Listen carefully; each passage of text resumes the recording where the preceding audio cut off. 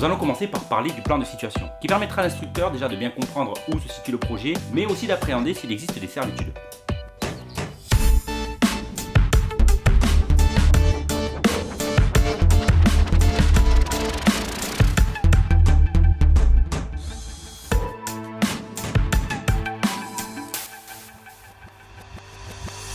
Tout se passe depuis Géoportail, que vous commencez par ouvrir depuis votre navigateur internet préféré.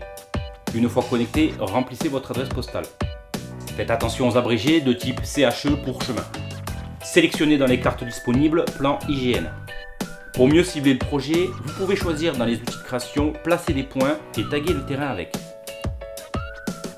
Ensuite, modifiez l'échelle afin d'entrevoir la commune dans son ensemble. Pour mon cas, j'ai choisi un 15 millième.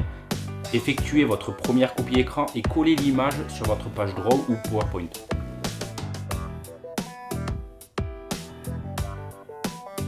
Après, vous retournez sur Géoportail, vous choisissez une échelle qui présente votre rue, genre 1/2 millième, vous choisissez dans les fonds de carte parcelle cadastrale et vous effectuez une seconde copie écran que vous collerez sur votre page de montage.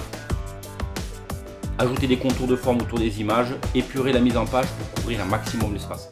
Utilisez l'outil Forme libre pour dessiner le contour de votre terrain en vous basant sur la vue cadastrale. Remplissez-la d'une couleur à laquelle vous appliquerez un peu de transparence via les options de forme. Maintenant, il va falloir se projeter un peu dans le futur avec des plans que vous allez devoir fournir qui s'appellent photographie, environnement proche et photographie paysage lointain. Ce seront des photos à prendre sous deux angles différents, une proche et une lointaine. Mentionnez la position et l'angle des deux photos en insérant deux flèches correctement orientées et la précision des références des plans de type DP7 ou DP8. Mentionnez le nom et l'heure du projet. Enfin, ajoutez un logo pour indiquer le nord que vous trouverez facilement sur Google Images, sachant que, par défaut, Géoportail positionne le nord vers le haut.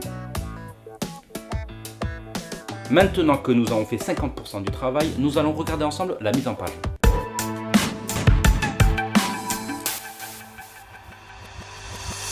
Commençons par le cartouche qui doit mentionner la référence du plan, les échelles proposées, la date de remise en mairie, le nombre de pages, le nom du propriétaire et, si besoin, du constructeur, l'adresse du projet, la section cadastrale et la superficie du terrain. Si vous ne connaissez pas votre section cadastrale, vous pouvez très bien la récupérer en mairie ou via le site cadastre.gouv.fr. Concernant l'échelle, rappelez-vous qu'elle dépend du format d'impression. D'ailleurs, je vous invite à privilégier le format A3 couleur. Pour connaître l'échelle exacte des plans, commencez par imprimer la feuille puis effectuer une règle de 3. C'est-à-dire, si 1 cm représente 10 mètres, alors l'échelle est de 1 millième. Si 1 cm représente 160 mètres, alors l'échelle est de 1/16 millième.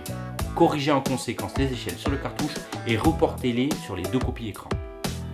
Félicitations, vous avez réussi votre premier plan et vous vous êtes rendu compte que c'était pas si compliqué. Sur la prochaine vidéo, nous allons aborder le plan de masse et là ça va un peu se complexifier.